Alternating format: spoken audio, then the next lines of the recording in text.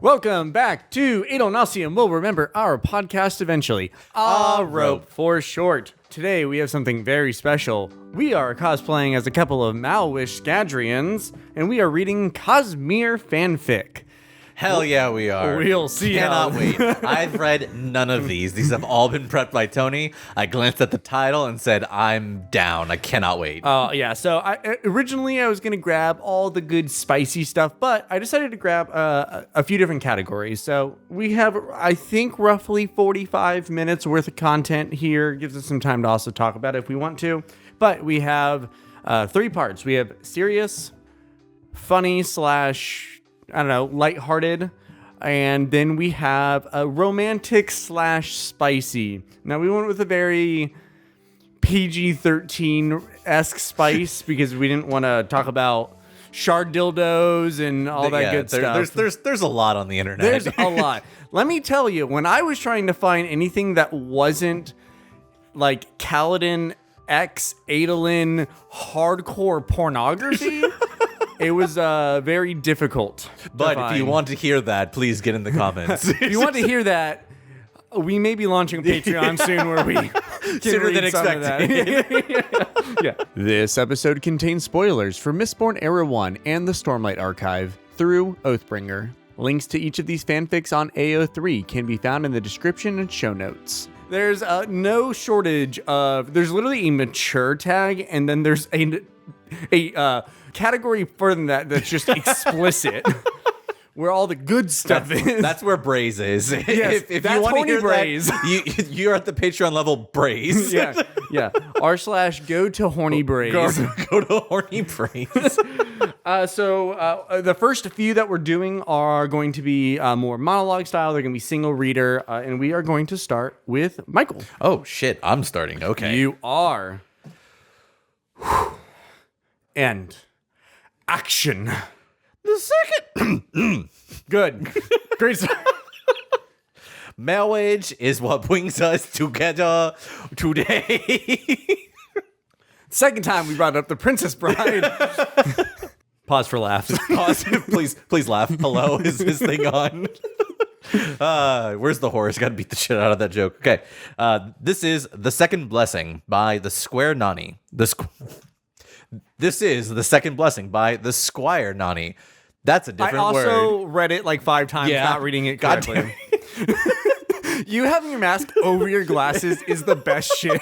Because I just know in about like 20 minutes, you're going to take it off. They're going to be glued into your face from the pressure. Don't worry. I feel the imprint beginning. It will fuse into my skull. My sinuses are being compressed as we speak. Anyways, okay. Read by Mike. Orsur's screams echoed in his ears. How many years had it been? And still the memory hadn't faded. Tensoon trotted along the familiar path toward the hill in the distance. He'd returned to the wolfhound's body after everything. Not permanently. Not with everything that needed to be done, but for this, always, he would wear these bones. It seemed only right. Why, Tensoon? Why? For a long while, this question was the only thing Tensoon had been able to draw out of Orsur. Because of Orsur's stubbornness, his devotion to his contract? Or because of Tensoon's own guilt made him hold back? Because my master has ordered it, Tensoon said. Orsur actually smiled at that. The only explanation any Khandra needed, and yet no justification at all. But Tensoon steeled himself and pressed harder and drew out the knowledge he needed. Hate had driven him then, the helpless rage of a Khandra under contract. Tensoon had done awful things for his masters, but none as bad as killing Orsur. He hated Zane for the order, hated Straff Venture for giving him to Zane, hated the first and seconds for giving him his contract at all. And he hated Vin for the simple fact that he was doing this to get close to her. Orsur broke, eventually, and the words couldn't come fast enough. He knew he would die, and all he wanted was to end it as quickly as possible. Tensoon was grateful. Hearing Orsur scream like that, making his generation brothers scream like that, had brought him as close to breaking contract as he had ever come. With Preservation's blessing, he would never come half so close again. It was almost done now. Orser had told Tensoon almost everything he needed to know. He spoke now of the girl Tensoon would have to serve, or at least pretend to serve. Orser spoke with a distaste typical of Kandra discussing humans, but without hatred. She was a good enough person, he said, slow to trust and bitter over Orser's actions under contract with Kelsier, but her intentions were honest. Even if she had killed the father. Orser painted the picture of a wary young woman, strong-willed and loyal, who was a kinder master than most, even if she resented the contract she had inherited. Even if her last order to Orser, and therefore, in a way, her first to Tensoon, was to wear the bones of a wolfhound.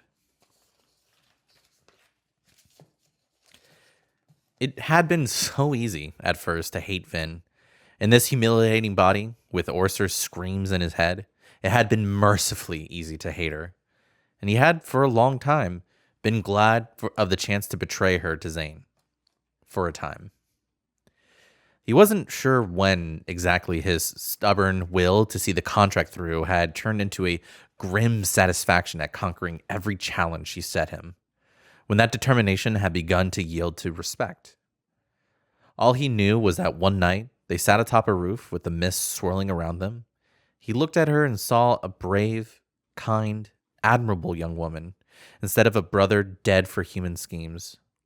He heard her pain and uncertainty and regret instead of Orser's screams. He knew then that he would do anything for her. And he had. He'd broken contract, revealed the Khandra's most closely guarded secrets for her. He'd gone home to face judgment and to try to sway the other Khandra for her. He'd brought Sazed back and helped him find the truth for her. In the end, when he'd remove his blessings as the first contract demanded, he hadn't been thinking of the father at all, only of Vin. Tensoon's feet carried him out onto the field of rebirth, brilliant green dotted with merewills, the hill capped by new statues of Vin and Elend, commissioned by the surviving friends. He sat at her feet, staring up into the carved face that captured some of her strength and stubbornness, though not her kindness, her compassion for a Khandra trapped between duty and loyalty. I wanted to see you again, he said to the statue. I always intended to return after I did what I had to do. I suppose you intended the same. They had both died, in a sense, before Tensoon had returned to her. Only Tensoon had been fortunate enough to suffer a less permanent fate. It was no one's fault, no crime that fate had called them down different paths. Still, Tensoon regretted breaking that promise more than he'd ever regretted breaking his contract with Zane. Sighing, Tensoon curled up at the foot of the statue, resting his chin on his paws as he looked out over the beautiful world Vin helped to make a reality. The brilliant colors, the warm sunshine in a clear blue sky, the laughter drifting up from the settlement just down the road. It didn't erase the darkness that had come before. Orser's screams still haunted Tensoon's dreams. But Tensoon had stolen two blessings when he killed Orser. The blessing of potency, which he still carried inside his flesh, lent him strength. But the second was much more valuable. The second blessing Tensoon had stolen from his brother was, ironically, the only thing that soothed his guilt when the screams were at their worst. He had stolen the chance to know Vin. Whoa. Fuck, dude. That's started making me emotional reading that. Damn. I think that is something I wish, and we do get a bit more of a glance into in Era 2, and we see Tensoon again for the first time. Is, he does kind of talk. We still see him in the dog's body, and he does talk a bit more about his part in all of it in Era 2. And I can't remember exactly how it goes because it's been a couple of years now since I've read Era 2, but I think Tensoon's a very interesting character. So I saw that. I was like, oh, we gotta read this one. It's really good. There was another really good Tensoon one that took place right after the Cassandra. Him also visiting the statues, but less about leading up to that point. That was really good. I really liked the illustration to putting light to what he really truly had to do with torturing Orser and how much it would have haunted his character and how much he genuinely hated Vin, but also giving some perspective on Orser already caring about her and how much of an impact her character had on Conjurer, who are just filling out a contract. And then that growth of the character and just more of his perspective on things and kind of a little bit more insight. I really liked evolving that too. And then just him being curled up like at the feet of the statue. Beautiful imagery. Try not to cry. I know. Anyways, your turn. Don't worry, that's what we're starting the heavy stuff so we can get into the levity and then get into the horny. The natural progression of things. Typically, though, it's sad, horny, happy. Then post-nut clarity back to sad. And sad again. Exactly. So this is a fun one. This is a bit of a alternate history one. Cool. While you're reading, I am going to take off the mask. Yes, I still have my glasses on while doing this. Because the masks were a last-second decision, and I did not have time to grab contacts. So I'll wear it while I'm reading. so we were going to like stand up and perform this. But one, we don't have like a dedicated narrator to handle because as we get into the duos, we'll have like our assigned parts, but also one of us can be a narrator while playing a character or two, while the other person's playing all the other characters. If we had like a kind of a dedicated narrator, we could have someone reading the white text while we have our like highlighted lines. But if people really enjoy this, then I think we could find somebody, like we have some friends that might be able to assist with this. Oh, for sure. I think this would be super fun to do more of. All right. This is called Backwards Glancing by Neuxue. Man, there's a lot. Neuxue. Neuxue. Kaladin sees Tien in the front lines, and it doesn't matter that he's new to the spear. He's running down the hill, and he arrives just in time to throw himself in front of his brother. His spear is a whirlwind in his hand, a strange ribbon of light appearing almost to dance in its wake. But his concern is all for his brother, for holding the enemy off long enough to see Tien brought to safety. And for that, his strange, untrained skill is enough. Tien is safe, but it's not enough to stop the spear that finally breaks through and, no, go back. Liren and Kaladin together work fervishly over the father and son, fighting through the night. But sunrise comes, and Relir is still alive. So when Amaran comes recruiting, Rashon whispers to Alaxia which names not to read. He may not like Liren, but the man saved his son, and Rashon will repay the debt. Tien remains in Hearthstone, and Kaladin goes to Kharbranth to study medicine. He learns quickly because there are never enough surgeons these days. It's not long before he's sent to complete his apprenticeship on the Shattered Plains in Dalinar Kholin's camp. He comes to like the Quiet Prince, who regularly brings his brother down with assorted bruises from dueling. Kaladin smiles and thinks of how Tien always took care of him too. On the day of the fateful battle at the tower, Adolin comes back with more than bruises. Dalinar doesn't come back at all. Kaladin works through the night, fighting to keep Adolin alive as Renarin watches over his shoulder, his little box hardly more than a blur in his white-knuckled fingers. It's nearly sunrise when Adolin go back. Zeth's son Villano, truthless of Shinovar, feels his oathstone drop from numb fingers as he sees what cannot be seen, what cannot be. The king's daughter, drawing in Stormlight. Truthless they had named him. But it was they who had lied. With a wordless scream, Zeth runs. Gavilar survives, and the alliance with the Parshendi holds, for now. He and his brother continue their campaigns, and Gavilar continues with his secrets. The Parshendi, desperate, search for a form that will save them, and there's no one on the Shattered Plains to watch as the storm approaches, and no, go back. All right, I'm taking the mask off. It's like messing with my ability to actually read. They can be set pieces for now. We'll set that right there. Taravangian weighs his options and makes a different choice. He never visits the Night Watcher. The diagram remains unwritten. Hundreds of lives are spared.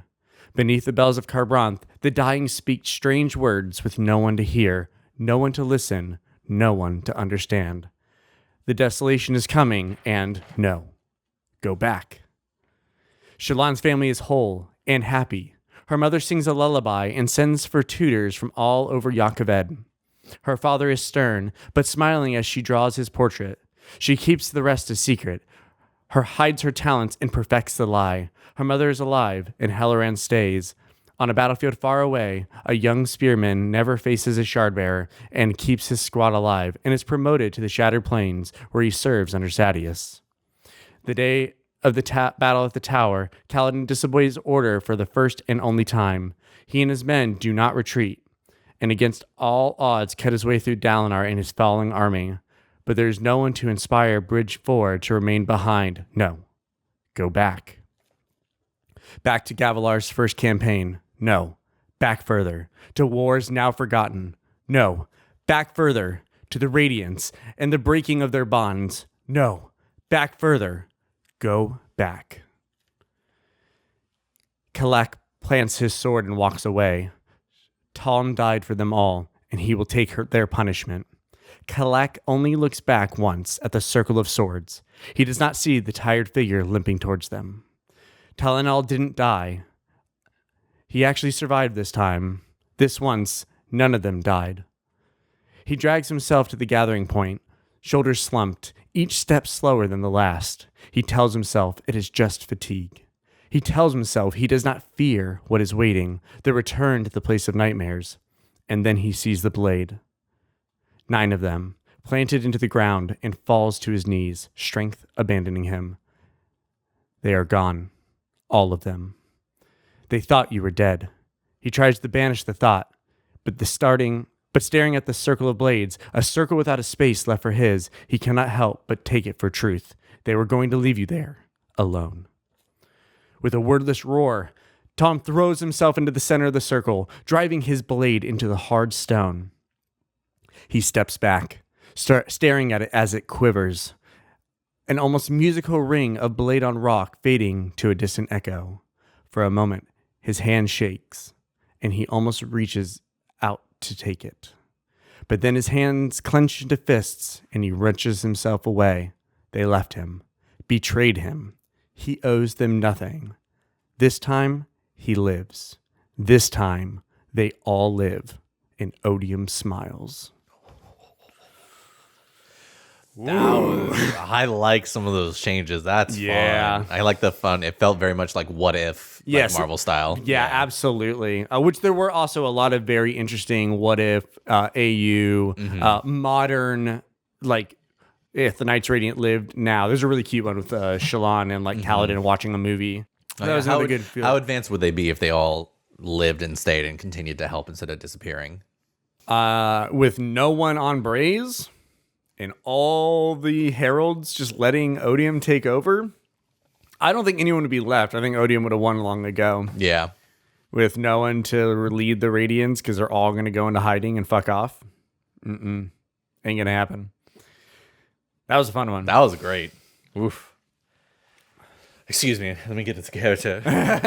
I'm going to leave mine off. There's something weird going on where it's like really fucking my ability to like read well. That's valid. I just have to hold it up. But it makes it feel more dramatic. There's just one back-to-back. Cool. Yep. Third Time's the Charm by Kid Rat. It's Kid Rat.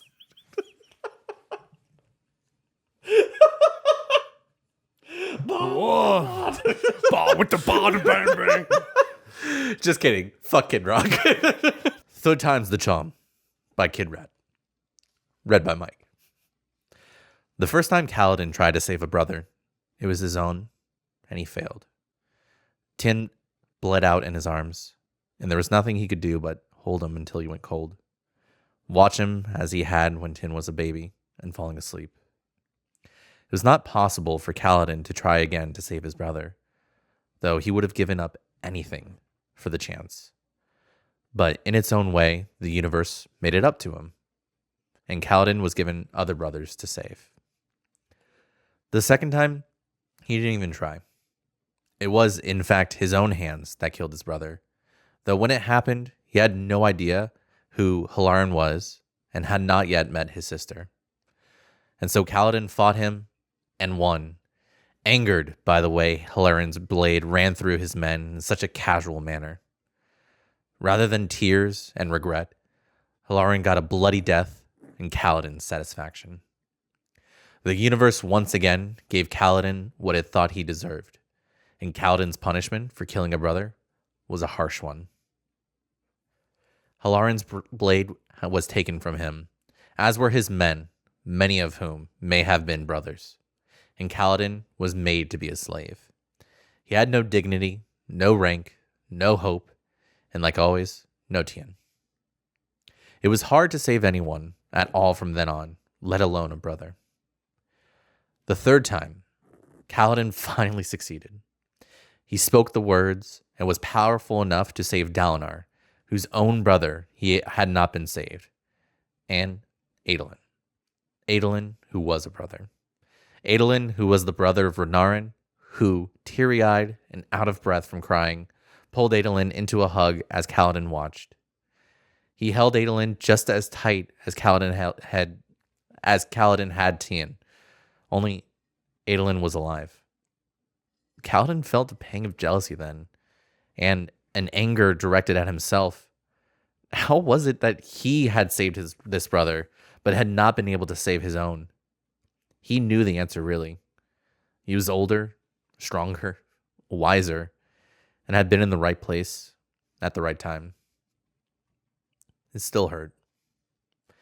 He watched as Renarin and Adolin, who each had a brother, embraced each other. He resisted the urge to wrap his own arms around himself and stared hungrily at them as something he would never have again. He watched them laugh and sigh in relief. And suddenly Kaladin felt relieved himself. This is not closure, not really. But heartbreaking as it was, he was so happy to see what could have been. And so glad that for them, it was. So glad that the prince would get to grow old with his brother, watch him get married, take presents to his children. Kaladin was not sure whether he believed in the Almighty, but he was grateful to the universe for letting these two brothers be. That night, sleeping in a warm, safe bed for the first time in months, Kaladin cried and laughed with joy. Doubled over under the covers, he gasped for air and rubbed tears from his cheeks. Because this was proof, wasn't it? Things could turn out all right. He wasn't somehow cursed. Kaladin had saved someone's brother, and he could do it again. And maybe, if he saved enough brothers, he would fill the hole left by the one he had lost. Whoa. Fun one. Yeah, that was... At least it was hopeful and uplifting. Yes. Because a lot of times with Kaladin, it's just like... It's just sad boy. Oh, yeah. He's just very... Repeated gut punches. Like, he's just the sad wet cat. Yeah. That was great. I really love that. I like getting a little bit more early hope for him. For sure. Mm-hmm. Yeah, it's good because... And it's lovely, too, because with how we know Adolin and Kaladin's relationship develops, it's really sweet in that he has a friend, and he has a lot of brothers now with Bridge 4. Nothing can replace Tien, but he has many people he loves, and that's what's so scary, is he kind of feels like he always has to protect them. That's his... We talk about his ideals, not just the Windrunner ideals, but specifically Kaladin's Windrunner ideals revolves around you have so many people. You'll protect everyone. Those you care about, those you don't, those you hate, but also accepting you can't save everyone. But that you can save more than you can't is I think, a really important thing for Kaladin. And something he has to eventually accept is doing what you can and believing it's actually enough. Mm-hmm. And seeing the proof that he's not cursed. Right. He can make a difference, and he helped save somebody else. Mm-hmm. Yeah. Beautiful story. So now we can go into the levity. Yay! We got the sad boy shit out of the way. Because if there's another one, I'm gonna cry. Oh, no. The rest are happy or slightly horny. So this one is very funny. This is Hoyd's 100% true. So Hoyd's 100% correct. True Cosmere facts by she_who_Rex. Read by me, Tony. Dear Harmony, thank you once again. Your response has been most gratifying. I assure you, you have no cause to regret our partnership. As requested, I am providing you with more information on the wider Cosmere in the form of a short primer. Starting from the very beginning. Adonosium. In the beginning there was, well, how to describe him? Some say he was God, or a god, or simply a cosmic force. One wise man posited he was a small monkey fed an exceedingly large amount of jinn, though we can safely discount him. The being known as Adonosium, or sometimes Adolin, or Ba-Ado Mishram. His most secret and holy name was Brandon, or Wielder of Dawn Shards. Those with primordial divine commands, change, unite, untie, charm, and strange. He created the very Cosmere itself. Unfortunately, not everyone appreciates a job well done, and eventually a group of disgruntled individuals ambushed Adonosium over his morning coffee. This was the shattering of Adonosium. Most of the pieces were eventually recovered, but to this day an occasional unlucky world hopper stumbles across a giant toenail or a bit of earlobe floating in space. The deific power was broken apart too. The murderers fled the planet of Yolen, one ahead of the law. The murderers fled the planet of Yolen one step ahead of the law, stole an investiture in tow, and became the shards we know and love today. Well, love or loathe. Mostly loathe, to be honest. I would be remiss if I did not mention the prophecy of the unshattering. As the hero of ages, I imagine you have an interest in such things. It is said one will arise who will become the avatar of Adonosium remade, bringing together all the scattered shards within himself. There are several versions of the prophecy, but the most common one goes, yeah, he will have the complex of a god and carry the scars of the world on his arm. He shall survive all things, even death. The farthest ends of the world shall worship him, for ultimate divinity is within him. It's been 10,000 years, and no one has turned up fitting that description, but keep an eye out just in case. The shards. There are 23 shards in addition to the 2 you hold. Even aside from their intents, their vessel differ greatly in temperament and personal goals. I would suggest you start by approaching endowment, valor, whimsy, gluttony, bisonomy, Todd, or dad jokes. The most troublesome shard of all, as indicated by my previous letter, is odium. Reyes harbors the same sort of passion for murder that more balanced and productive members of society feel for instant noodles. I don't think you have instant noodles on your planet yet. You should get around to inventing them. He is currently on break from the bloodshed at the Braze Spa and Resort, and I'm afraid this has lulled many of the other shards into complacency. What they fail to realize is that when his bill comes due this eon, he will learn the ungodly surcharge on his shampoo refill. Once BSNR is a smoldering crater, he'll be back at his merry regimen of deicide. Reyes is predictable like that. I suppose we should count our blessings in not having to contend with an unpredictable odium. As for your own predicament, Trell is not the name of any shard, vessel, sliver, or sizable splinter. Strangely enough, Trellogism is an ancient Yolish for the real Trell was the friends we made along the way. Further research is clearly needed. World Hopper organizations. There are also several notable mortal groups at large. You may come across the following on Scadrial from time to time. The Airi are an order of wandering monks from Cell. They love nothing more than to humbly perform selfless deeds, except perhaps to talk about how selfless and humble they are. In your own world, you'll likely encounter them collecting door-to-door for spikeless contra. The Ghostbloods take great pains to merely appear a particularly shady consortium of used horse salesmen. But don't be fooled. They are actually spies for the Shard of Skullduggery. Their leader, Thydekar, has a particularly unsavourable reputation. I will not sully my tongue by repeating the most lurid rumors, but reportedly there are entire dead mare involved. It is reputed to be hiding out on Scadrial. I would suggest you track him down and put him under house arrest. Maybe slap him around a bit for old time's sake. The 17th Shard is actually a consortium of particularly shady used horse salesmen. Buy a Rashadium and it will turn out to be a pony with delusions of grandeur by the time you get home. The Threaded Night Traveling Ghost Orchestra is the Cosmere's only all-cognitive shadow band. They specialize in something they call death metal. They're not actually very good, but they're so earnest no one's had the heart to tell them. I hope I have managed to be of some small measure of assistance to you, and if you have further questions, please don't hesitate to ask. After all, it's not every day I have the delight of meeting a new vessel. Yours cordially, Hoyd. Fantastic. Fantastic. Brandon is beautiful. I'm like trying to remember notes of like what the parts I wanted to talk about. Brandon is great. The shard of skullduggery. The shard of skullduggery. And yes, of course, Bisonomide, Todd, or dad jokes. That was 23 shards. Including the two you hold. Or not including the two you hold. There's 25 shards.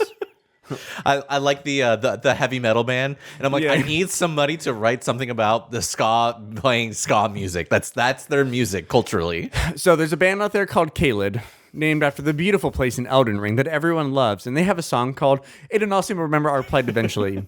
If you're listening to this, take some notes. We need the what did he call them? Thursday Night Traveling Ghost Orchestra. I think you're just the artist for the job, Caelid. That was great. Fun. Any other notes? No, I love Hoyd. That sounded very Brandon writing Hoyd. That was very Hoyd-esque. The only thing it would have been better if he were a coat hanger. That's true. My favorite Hoyd sighting is when he's literally fucking coat hanger. Can't talk, can't do anything. Nope. But recounts the story anyways later. As a true bod. True bod of the Cosmere. So this next section, going into the duos, again, this is going to be a little odd, but Mike will be the narrator on this one, and I will be playing Kaladin, Adolin, and Shallan. So Mike will be reading all the narration, covering Kaladin, and I will be covering. No, you were just the narrator. I am everyone else. Yep, you have like three lines. I have literally 3 lines. Hell yeah! So it's mostly a monologue, but I get to do some. I'll be doing some acting out as this is happening. Yeah, when I'm not talking, I'll flip up the mask. Don't worry, I just this is me from the moon, you from the stars. I'm the narrator, sir. You were so right. Tony, cut all that. Mike, go ahead. Me from the moon, you from the stars. By Aliferent. Mike as narrator. Tony as Kaladin, Adolin, and Shallan. Shallot. So Kaladin was talking to Adolin, and they were walking down the stairs when it happened. See, now, Kaladin has no idea how clumsy Light Eyes ordinarily were, and to be fair, Adolin was more than just some snobby Light Eyes to him at this point in time. But still, to see Adolin yelp and then stumble and then roll down the stairs like a clumsy ball of reeds while screaming the whole time. Oh! And then seeing Adolin land on his face with his arms spread wide on the floor. Ugh. See, you couldn't blame Kaladin for laughing. At first, Kaladin just stared at Adolin like the man had gone mad, which, to be fair, was to be expected. But then seeing Adolin dazedly looking up as if stars were revolving around his face, which, medically speaking, should have happened, and then look at him staring like a complete moron, Kaladin couldn't help it. At first, his shoulders started trembling, before a little chuckle escaped from his mouth.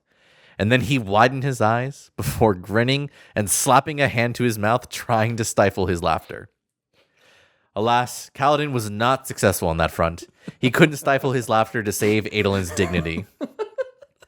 And that was how Adolin turned back to find Kaladin's laughing against the wall, tears rolling down his eyes as his laughter rang throughout the air, loud voice reflecting his youth, eyes squeezed tight with laugh lines around them, and simply storming pure. Adolin grinned at Shallan, who was walking up the corridor at that particular moment, and chose to raise her eyebrows at the sound before widening her eyes at the fact that it was Kaladin Stormblessed laughing. At this point, Shallan stared, transfixed at the joy strands swirling around Kaladin as he laughed louder. She then blinked and looked down at Adolin, who winked at her. Shallan raised an eyebrow once more before it hit her. Of course, her goofy moron of a husband did this on purpose. Of course, he fell down a flight of stairs to see Kaladin Stormbless laugh. By now, Bridge 4 had crowded around the stairs, eyes wide as they stared incredulously at the sight of Kaladin laughing. Shallan then smiled to herself, taking a memory of Kaladin laughing, joy spren flying around him. I'm sorry, Princeling, but... Kaladin wheezed out, voice high as Sylphrena now stared at him with amazement. You just look really stupid. Kaladin burst out before descending into peals of laughter. Adolin snorted. And your face is stupid too. You see anyone else laughing at this? Kaladin snickered at Adolin's comment, still laughing as he clutched his stomach. In fact, this was a spectacle worthy of Dalinar Kholin's eyes, as he stared at the usually stern, stiff captain now laughing like, well, Dalinar didn't really have any good metaphors about laughter. But watching the captain laugh like the world around them wasn't going to get destroyed, like there was a smidgen of hope out there, Dalinar felt something oddly like fondness well up in him, before catching his son sprawled on the floor on his stomach like he had bumped into the wall. Dalinar blinked before smiling to himself and walking away. Of course, Adolin would feign a fall to see the bridgeman smile, as if Adolin had a single ungraceful bone in his body to fall so ridiculously. Later, it struck Kaladin that Adolin did this on purpose. How Kaladin wouldn't have been able to tell you, but as he saw the prince's genuine smile later when they were about to spar, it struck him. And that single realization was more than enough for Kaladin to recognize Adolin Kholin as his best friend. Super cute. That was a really fun wholesome one. That was a wholesome like ending to your sound effects. I was not expecting you to start ad-libbing sound effects. Threw me off so much in the beginning. My bad. No, it was great. It was perfect.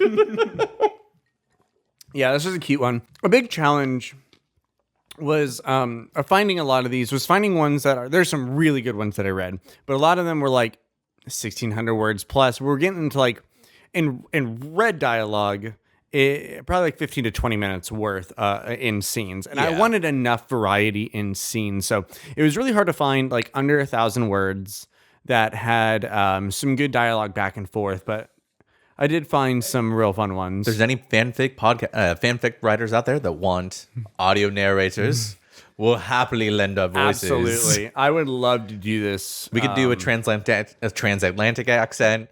Oh, please write us like a news report from Era 2 Scadrian. So like Malwish are now striking at So like Alamancr Jack in the Pits of Altania. If you, the audiobook version of that is very like that's fantastic. And it's really, really fun. At least that's great. Yeah, I think that's very much the vibe of that too. For sure. Well, because it's like Industrial Revolution. It's definitely indicative of that time. Next then, Kolos. How do they work? Era 2 Kolos. Bro. That's actually one of my favorite things. Oh, I love it. How does one steal and push and pull? What is metal? Why can't I see aluminum? And why won't my sons talk to me anymore? And why won't my sons? I know you listen to this. It is the only radio station that broadcasts. No other town has invented radio yet. We have a monopoly on it. They haven't invented laws against monopolies yet. I purposely installed 2 radios in the mom's house where I'm not allowed to visit anymore. She took their fucking kids. Anyways, this show has been brought to you by the Malwish. Trillium bites. Delicious. This sponsor. Okay, this next one is called Got Something. And this takes place... Also by... Oh, yes. This is Got Something also by Aliferent or A Life Rent. I'm assuming it's Aliferent. But I don't know English very well. I'm a good Voron man. I can't read, so... So this would be me as narrator in Kaladin, and Mike as Sigil, Lopin, Teft, Rock, Verlaine, Arin, Scar, Drahe, Sil, and Shallan. So Bridge 4... it's going to be hard for you to get your voices straight. But you might want to read ahead for some of the voices you're going to have to be. Oh, God. And if you don't do a perfect accent for every single character... You're out. What do you mean? I never keep an accent straight. You know this from D&D. Yeah, that's very true. You played Talon for 8 years, and every single time you play him, it's different. You eventually settle back into it. Yeah, once I have to remember. I have to warm up. You know. What's the deal with high elves? It's Talon. All right, so this takes place just before Shallan and Adolin's wedding. Very fun during Words of Radiance / Oathbringer era. Very fair. I think between those two. It's been 5 minutes since the discussion started, and the voices have been growing along with Kaladin's headache. Come on, Cal. You know her best. Surely you can think of something. Sigil says pleadingly, his head in his hands. Kaladin scrunched up his face. That's kind of the problem. There's a lot of things Storming Woman likes. There's a lot of things that Storming Woman likes. What do we get? He asked, waspishly. No. Get her a brooch. Hooch. Women love brooches. Lopin said, grinning. Taft rolled his eyes while Rock actually booed the solution. Lopin made a very rude and unflattering gesture with both of his hands, causing Kaladin to glare him into submission. Sorry, Gancho. Lopin said meekly. You should be ashamed of doing this thing. Rock said dryly. That was pretty good, Rock. Lopin discreetly blew his tongue at him. He rolled his eyes. Relaine then spoke up. Why not a book? He said to a contemplative rhythm. I know that word. Renarin chuckled nervously. If any of us knew what book she liked, then sure, there's that little problem of us being unable to read. The other men nodded wisely. Relaine shrugged. It's worth a try. Kaladin groaned. Stupid woman has to get married and get a gift. Scar snorted at that. You're talking about her like it's her fault that she's getting married, Cal. Kaladin looked ready to pull his hair out. It's not what I mean, storm you. Scar raised his hands in surrender while Drahe shook his head in a patronizing way. It's just a gift, Cal. You can get her whatever you can. Kaladin narrowed his eyes in a particularly childish way. And have her poke fun at me till I die? Please. Syl couldn't speak for laughing. Drahe snorted. There has to be something. I mean, it should mean something, and it should be something Shallan can use as well. But none of us can go to a light-eyed cosmetics store and buy her stuff we don't even know the name of, Kaladin said in annoyance, huffing. Drahe tried not to snicker. Scar snorted. Lopin chortled while Relaine and Renarin tried to hide their smiles. Sigil rolled his eyes. Rock only guffawed along with Syl. Kaladin got up, pacing in frustration before he snapped his fingers. That was when it struck him. The perfect gift. Gancho, what's with the look? Kaladin was smirking. I think I got the perfect gift. Everyone looked at each other in surprise. It was not every day you saw Kaladin Stormblessed this exuberant. Syl blinked. You got something? Kaladin's smirk widened. Oh, I got something, all right. Are you sure this is what he wants us to buy? Relaine asked Lopin to the rhythm of confusion. Lopin nodded wisely. Yup. Relaine stared at the unflattering pair of boots the shopkeeper was packing. Even amongst human footwear, these boots were quite aesthetically unpleasant. How odd. He had thought Kaladin was quite sane compared to the other men, but apparently not. You don't usually give footwear as a wedding gift, yes? Nah, but Bridge 4 is special, boncha? Lopin said with a wink. Bridge 4 was indeed special. Relaine wouldn't disagree with that. At the wedding feast. Shallan's eye sought out Kaladin's figure, and there he was, standing with a rare smile on his face, right in the second row. Kaladin! Shallan found herself shouting with a grin on her face, which was quite unladylike, yes, but still. Why, congratulations on your wedding, Brightness Devar. Oh, wait, it's Brightness Colin now, isn't it? Kaladin greeted, grinning. Shallan laughed. Thanks for the gift, Bridge Boy. Hey, both of us win. We get to keep our boots. Shallan chuckled. That's what that was. And I'm the one who has to let this go? Wow. You're the one who started this, you realize. She found herself giggling. Careful, there might be a high storm on the way. Why, because you left Adolin alone for a few minutes? Because you're positively jovial, idiot. Kaladin chuckled, his eyes bright. Well, can't ruin a party, can I? I'd be positively uninvited now. That's not a joke. Get out before you actually get uninvited. Even bad jokes need some taste. They smiled at each other, chuckling. Ha ha ha ha ha. Another good, happy, feel-good that was one. fun, yeah. Yeah, super. Oh my god, I didn't realize I was reading so many different characters. Oh, yeah. I was glad I got Rock's voice well. You did do a good Rock. And I don't know what Bancha is. I tried to look up to see if he used Bancha specifically for like Relane, since Relane is a little, and he has like some names for everyone. Most people are Gancho, cousins, or any other Hardassians. But yeah, I don't know. I didn't see a reference to Bancha, so maybe the. Probably a made-up word. It's not that much of it's not that much of a stretch for using that. It fits perfectly in with the cadence of how he speaks. And I do love how consistent in these fanfics there are with getting Kaladin's character of just like he's doing something positive and he's happy. Yes. A storm's coming. Kaladin smiling, say it ain't so. Relane's a weird voice to do because it's like you want to try to do the humming and try to get some of that. Yeah, but how do they do it in the audiobook? In the audiobook, so I actually love when Kate Redding does singer voices. She has a naturally very sing-songy voice, so especially when Venli, especially to like when she's attuned to the rhythm of like agony or something like that, she talks like this, and there's kind of like it's more of a cadence and like a melody with it. Okay, for sure. I was thinking really more of like humming and like.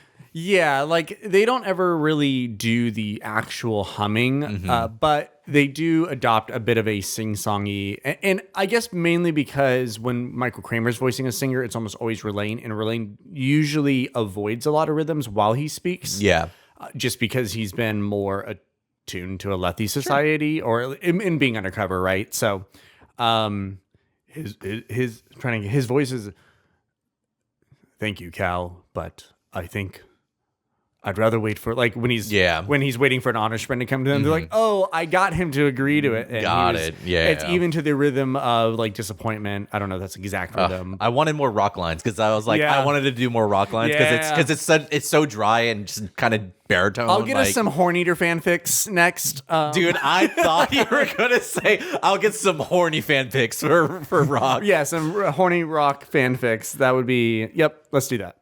Good soup. Horn-Eater fanfics. Bend over. I saved this horn for a special occasion.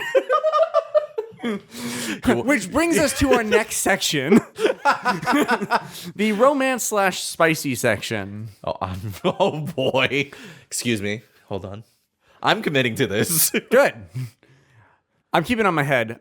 So what's his face? Alex from Era 2. Yeah. He's the Malwish that's like with them for quite a bit. Yeah.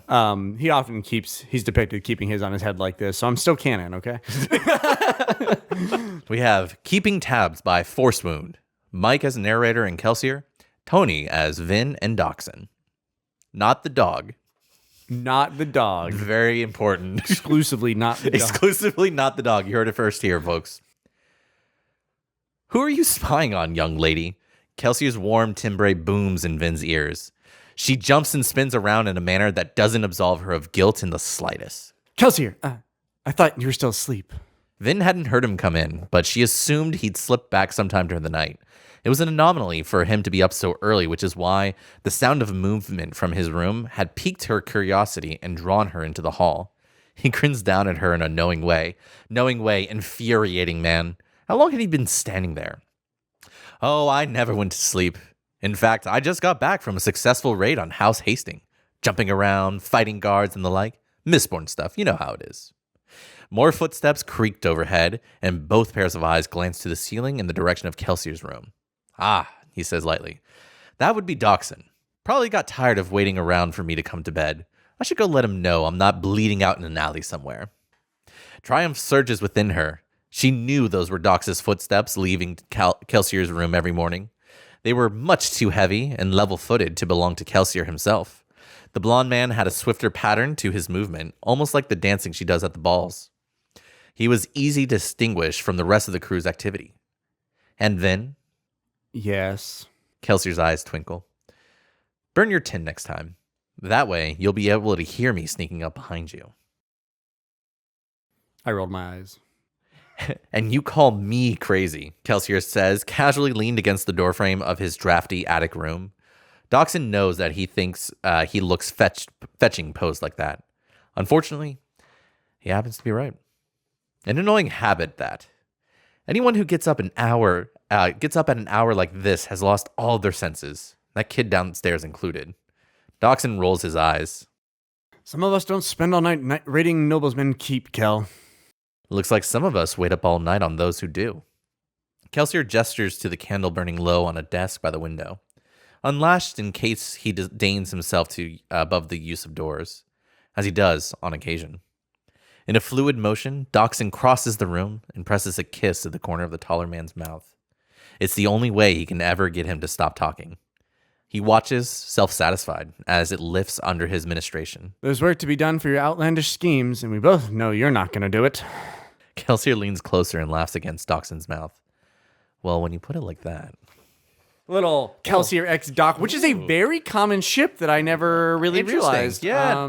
Yeah. I could see it, though. Now that they painted it together, it's like, you know what? I never thought about it, but I could see that. Crew leader and the guy who has to clean up after crew leader. Exactly. Yeah. And he's always going to help, regardless. A lot of hot makeup sex for when Kelsier fucks up something that Doxson has to sweep under the rug and get cleaned up. I can definitely see where that comes in. That's a super common ship on the Mistborn side for sure. So that was fun. We couldn't do a fanfic episode without gay fanfic by the two straight white guys. Oh, Mike's Hispanic, but the two straight guys. And the next one is called In the Halls by Kitausu. Me as narrator and Kaladin, Mike as Adolin and Syl, which I had to handwrite because I forgot Syl's in this. Kaladin was stiff against the wall. Yeah, he was. His hand tentatively placed on Adolin's shoulders. Adolin nuzzled his neck, running hands lightly along Kaladin's side and murmuring in his ear. Just let me, Cal. Kaladin. Adolin pulled back, knocking his nose against Cal's playfully. If you could hear that, that was my nose. Your mask nose. It's so long. I'm probably going to hear random scrapes of you accidentally doing that. Adolin pulled back, knocking his nose against Cal's playfully, trying to get a smile from the normally somber man. He continued running his hands along Kaladin's side, pressing forward until their lips were barely apart.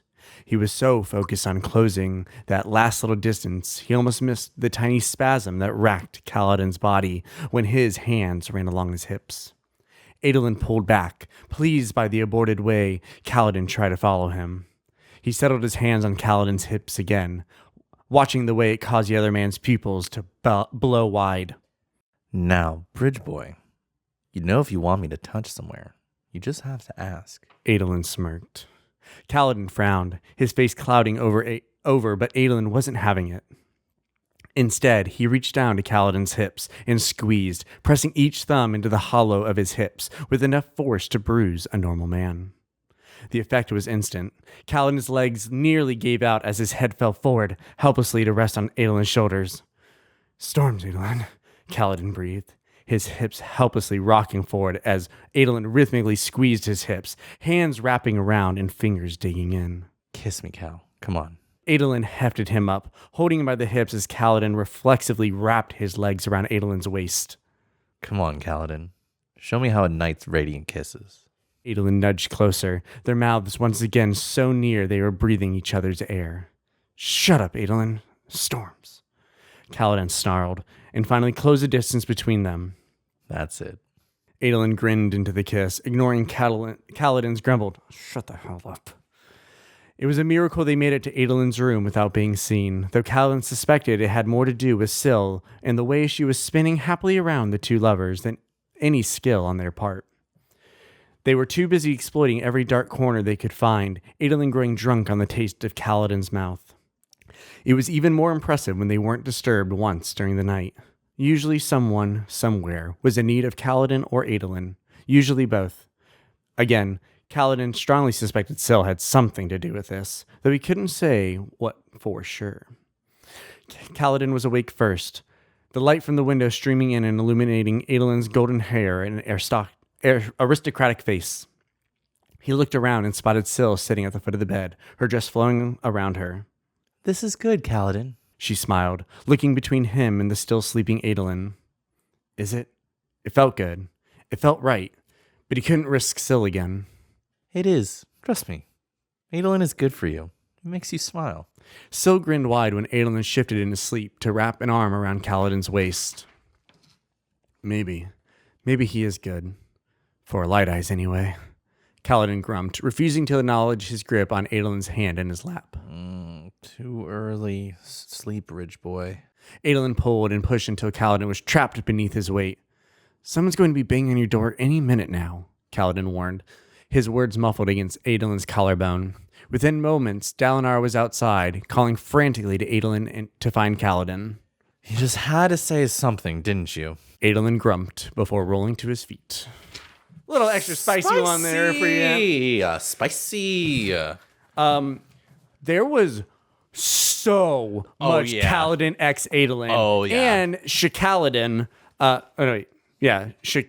Shikaladin. I don't know how to pronounce Shikaladin. Yeah, Shikalodin. Shikalodin. Yeah. There was a ton of thruple stuff with them. Oh, yeah. Which is almost canon.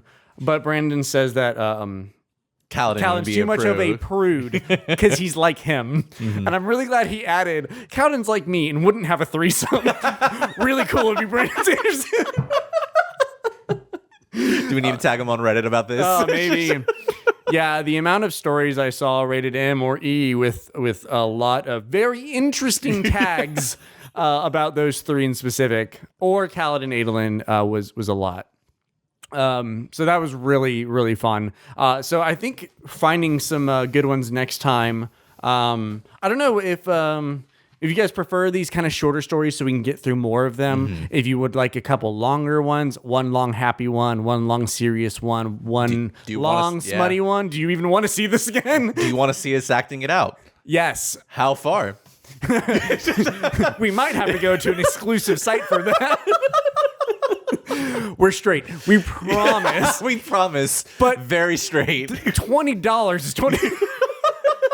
Hey, man, these cameras ain't going to pay for itself. Exactly. One's kind of going out, so we need something else coming in. Right? Yeah. Hey. Oh.